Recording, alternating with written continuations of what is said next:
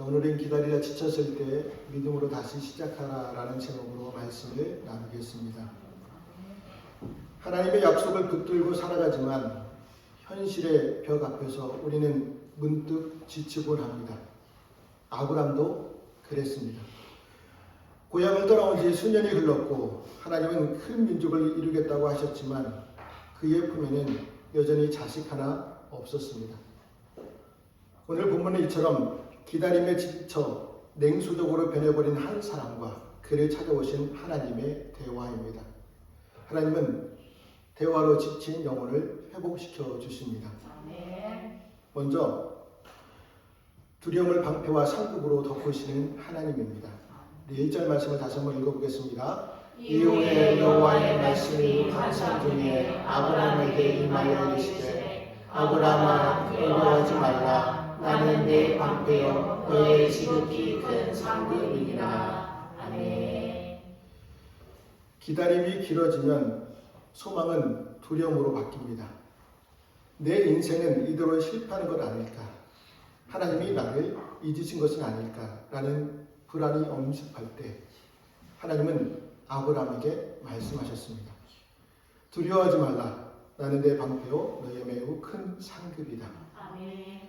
하나님께서는 아브라함에게 눈에 보이는 결과물을 주시기 전에 먼저 하나님이 누구신지를 분명히 알려주시면서 불안해하는 아브라함의 마음을 진정시켜 주셨습니다. 사실 하나님은 아브라함이 갈대아 우르를 떠나온 그 순간부터 지금까지 영원한 안정과 행복을 책임지시는 든든한 보호자이셨습니다. 그 보호하심이 가장 극적으로 나타난 사건이 바로 전쟁이었습니다. 5 가나안 왕들이 동방의 강력한 왕 그들라오멜의 지배에서 벗어나려다가 전쟁이 터졌습니다. 가나안 왕들은 처참하게 패배했지만 아브라함은 고작 318명의 사병만으로 연합군을 격파했습니다. 포로로 잡혀갔던 조카 롯과 사람들을 모두 구해내는 기적같은 승리를 거두었습니다. 이 모든 승리는 하나님이 함께 하셨기 때문에 가능한 일이었습니다. 이처럼 하나님은 아브라함에게 승리라는 상급을 주실 뿐만 아니라 하나님 자체가 가장 큰 상급이 되어 주셨습니다. 하지만 이런 놀라운 경험을 하고도 아브라함은 여전히 두려움에 빠져 있었습니다. 그 이유가 바로 현실과 약속 사이의 괴리 때문이었습니다. 내 자손이 땅의 티끌처럼 많아질 것이라는 약속을 받았고 재산도 남부럽지 않게 모았지만 정작 현실은 자식 하나 없는 노인일 뿐이었습니다. 내 몸 하나 누일 자식도 없는데 어떻게 큰 땅을 차지하고 큰 민족을 이룰 수 있을까? 아브라함은 이 심각한 고민 앞에 두려워했습니다. 하나님께서 약속하신 아들이 없는 것이 큰 고통이 될 수 있을까요? 아브라함에게는 큰 고통이었습니다. 자신이 누렸던 온갖 즐거움마저 앗아갔습니다. 만일 아브라함이 하나님께 간절히 매달릴 이유가 단순히 자신을 위해서가 아니라 하나님이 약속하신 그리스도가 자신의 가문을 통해 오실 것이라는 사실에 집중하고 있었다면 그 간절함은 본받은 일이 됩니다. 왜냐하면 하나님이 약속하신 그리스도가 없다면 자신에게 주어진 모든 재산과 복은 결국 먼지와 같기 때문입니다. 우리도 마찬가지입니다. 세상의 성공을 거머쥐고 남들이 부러워할 만한 자리에 올랐다 해도 그 안에 예수 그리스도가 계시지 않는다면 그것이 우리 영혼에 무슨 유익이 되겠습니까? 그리스도 없이 나아가는 길은 결국 빈손으로 끝나는 길이기 때문입니다. 그러나 만일 아브라함이 자식을 원하는 간절함이 그리스도와 아무 관계가 없다면 자식을 주시더라도 아무런 소용이 없었습니다. 그런 아브라함을 찾아간 하나님은 다시금 약속을 주셨습니다. 아브라함은 약속을 듣고 저에게 무엇을 주시려입니까? 시큰둥하게 물었습니다. 그러면서 집에서 기른 종 엘리에셀이 자신의 상속자가 될 것이라고 말합니다. 아브라함은 현실적인 대안을 내놓은 것이죠. 하나님의 약속과 자신의 현실 사이의 괴리감 속에서 터져나온 솔직한 불평이었습니다. 불신이라기보다 정직한 아픔의 표현이었습니다. 아브라함도 80세가 훨씬 넘은 자신을 바라볼 때 대를 잇는다는 것은 불가능하게 보였습니다. 그래서 하나님께 자신의 연약함과 아픔을 털어놓으며 엘리에셀을 양자로 삼아 하나님의 약속을 자신의 방법으로 이루어드리겠다고 생각했을지도 모릅니다. 우리도 기다림에 지쳐 있을 때 우리는 거룩할 필요가 없습니다. 하나님 앞에 나가 우리의 결핍과 냉소를 쏟아내어야 합니다. 하나님은 그 탄식을 기도로 받아주십니다. 아브라함이 저는 자식이 없으니 종인 엘리에셀이나 잘 키우겠습니다 라며 뼈있는 불평을 쏟아낼 때 하나님은 그를 밖으로 데려가 나가셨습니다. 그리고 밤하늘을 가득 채운 별들을 가리키며 말씀하셨죠. 아브라함아, 저 별들을 셀 수 있니? 내 자손이 저 별들처럼 많아질 것이다. 다른 누구도 아닌 바로 내 몸에서 태어난 아들을 통해 이 일을 이룰 것이다.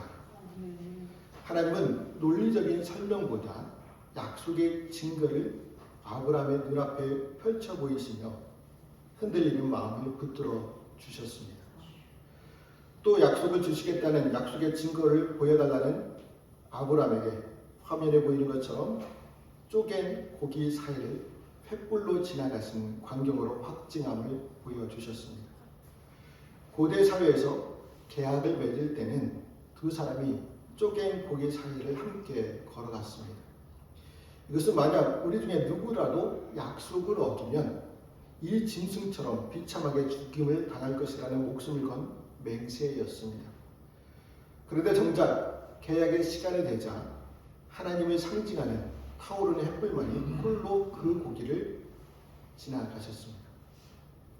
이 장면은 성경에서 압도적인 사랑의 확증 중 하나입니다. 하나님은 아브라함에게 이렇게 말씀하고 계십니다. 아브라함아, 원래는 우리 둘이 같이 지나가야 하지만 나는 내가 연약해서 이 약속을 지키지 못할 것을 잘 안다. 그래서 나 혼자 지나간다. 내가 실패하고 약속을 어기더라도 차라리 내가 죽임을 당할지언정 이 약속은 반드시 지키고야 말겠다. 하나님은 인간의 조건이나 성실함에 기대지 않고 일방적인 의뢰를 보여주셨습니다. 훗날 인간의 죄와 실패를 대신 짊어지고 쪼갠 재물처럼 돌아가신 예수 그리스도의 사랑을 미리 보여주는 장면입니다. 이처럼 불완전하고 변하기 쉬운 인간은 하나님과의 언약을 지킬 능력이 없습니다. 하나님과의 언약이 하나님의 일방에 의해 이루어지지 않는다면 인간은 죽음을 면하지 못합니다. 그래서 하나님은 인간과 언약을 맺으실 때 항상 일방적으로 맺으시고 홀로 약속을 지켜오셨습니다. 우리가 기다리다 지쳐 넘어질 때도 하나님은 졸지도 주무시지도 않고 그 약속을 이루고 계십니다. 자비에 근거한 일반적이고 무조건적인 언약의 사랑만이 우리의 영원한 기초이자 생명입니다. 그래서 우리는 하나님께서 약속을 이루시는 전능하신 분임을 믿어야 합니다. 아브라함이 두려웠던 이유는 미래의 불확실성 때문이었습니다. 우리도 마찬가지죠. 하지만 방패는 적보다 앞서 있고 상급의 주인은 우리 아버지이십니다. 선물보다 선물을 주는 하나님을 소유하는 것이 진짜 복입니다. 지갑 안에 든 돈보다 지갑의 주인인 아버지를 얻는 자녀는 두려울 것이 없습니다. 세상의 보상이 늦어질 때 우리는 보상의 주인이신 하나님이 이미 내 곁에 계심을 기억해야 합니다. 환경이 아니라 약속을 신실하게 지키시는 하나님만을 신뢰하시기를 바랍니다.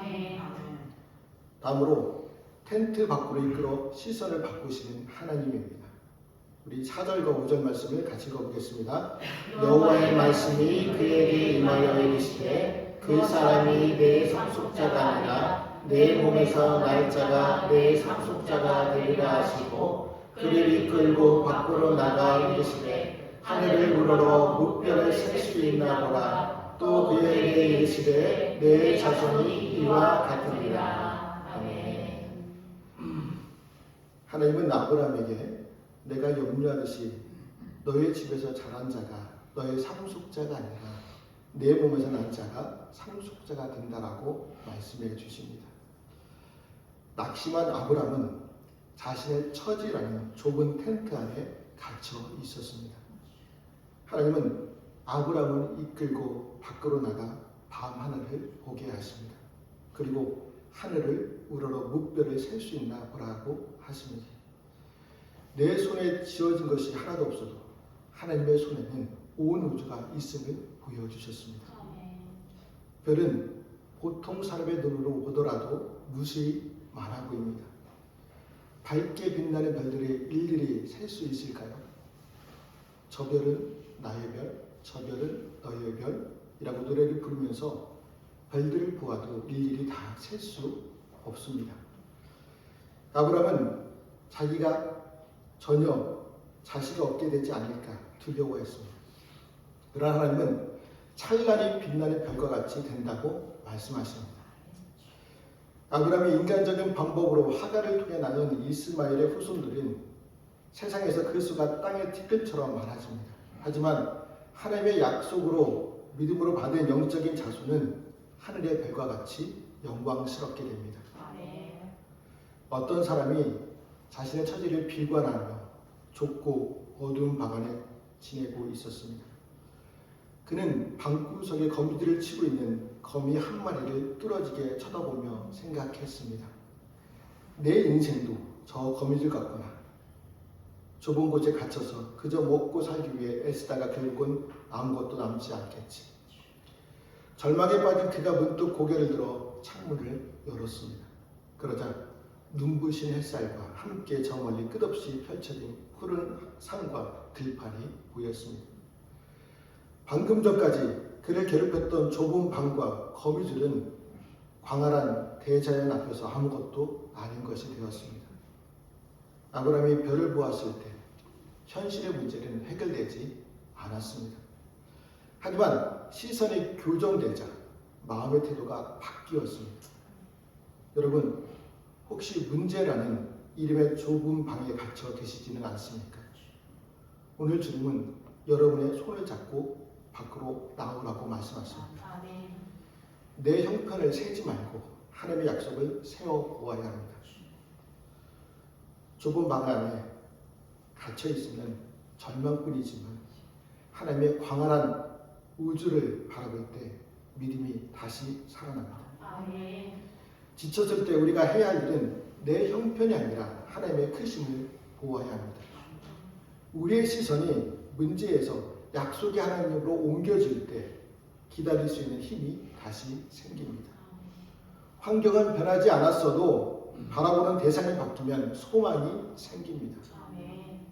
나의 한계 안에 있는 것을 바라보지 말고 하나님의 가능성을 보는 것이 믿음입니다. 텐트 밖으로 인도하시는 하나님만을 바라보시기를 축복합니다. 마지막으로 흔들리는 중심을 의로 여겨주시는 하나님입니다. 6절 말씀도 같이 읽어보겠습니다. 아브라함이 여호와를 믿으니 여호와께서 이를 그의 의로 여기시고. 아브라함이 여호와를 믿으니 여호와께서 이를 그의 의로 여기셨습니다. 여기서 믿음은 단 한 번의 결단이 아니라 하나님께 다시 삶을 맡기는 태도입니다.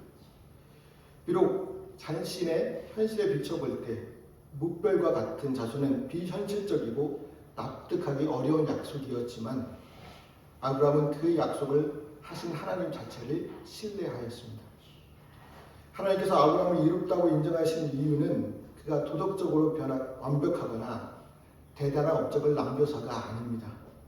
오히려 현실의 벽 앞에서 지치고 낙심하고 있을 때 다시 한번 하나님의 말씀을 전적으로 신뢰하기로 마음먹은 그 믿음을 귀하게 보셨습니다. 성경은 아브라함이 하나님을 믿기로 한 결단한 그 순간 하나님께서 그 믿음을 그의 의로 인정해 주셨다고 말씀하십니다. 사도 바울은 아브라함의 이 믿음을 최고의 가치로 여기며 모든 그리스도인의 본보기로 삼았습니다. 아브라함이 하나님께 받아들여질 수 있었던 유일한 통로는 바로 이 믿음이었습니다. 이후 다른 족장들 이삭과 야곱 역시 같은 믿음의 길을 걸으며 의로운 사람이라는 것을 인정받았습니다. 우리가 하나님 앞에 설 수 있는 이유는 말씀을 완벽하게 지키거나 어떤 공로를 세웠기 때문이 아닙니다. 오직 예수 그리스도를 믿는 그 믿음 하나만으로 우리는 하나님께 의롭다고 인정을 받았습니다. 이렇게 하나님께 믿음으로 인정받은 사람만이 천국에 들어가게 하십니다. 그래서 성도의 구원은 전적인 하나님의 은혜입니다. 인간이 비록 믿음으로 의롭다 하심을 받았다고 하지만 아무런 허물과 죄가 없는 것은 아니죠. 여전히 불완전합니다.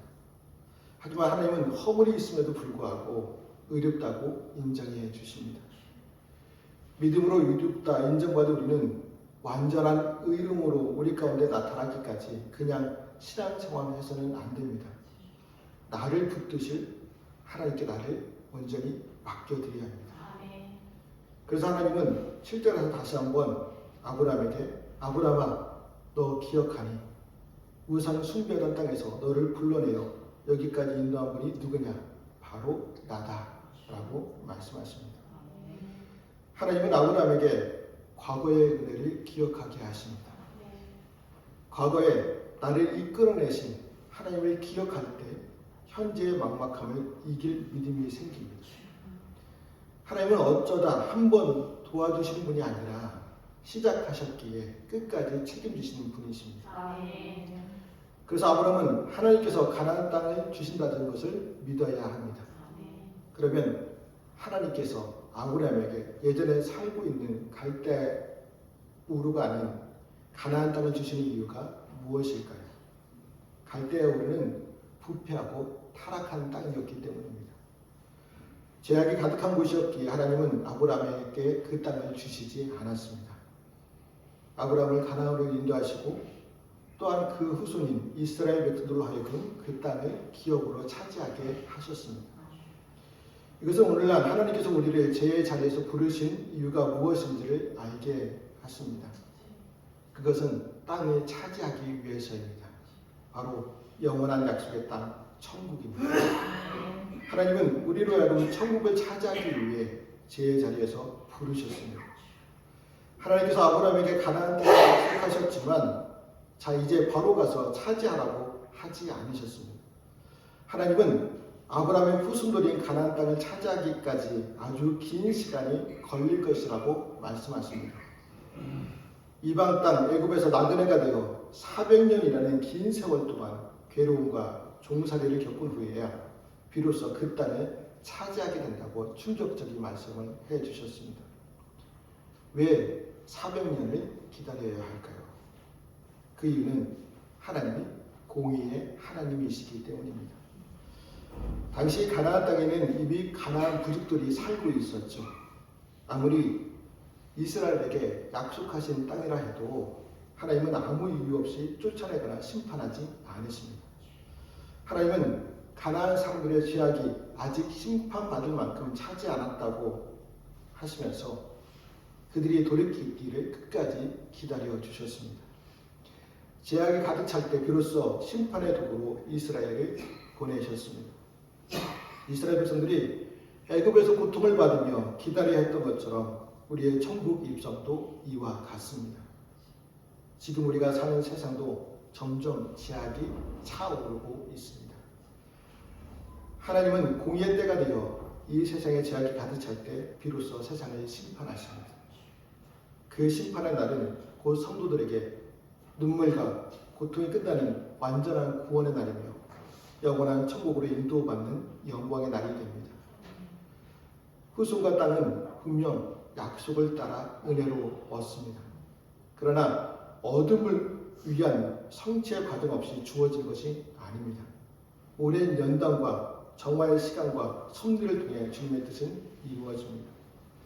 하나님께서 이스라엘을 구원하시기까지 400년이라는 긴 세월 동안 눈물을 흘리며 인내했듯이 우리도 비록 세상이 주는 고통이 크다고 해도 하나님이 정하신 구원의 날까지 믿음으로 인내해야 합니다. 예수 십자가를 보면 알 수 있습니다. 영광스러운 부활과 구원의 나라는 그냥 오지 않았습니다.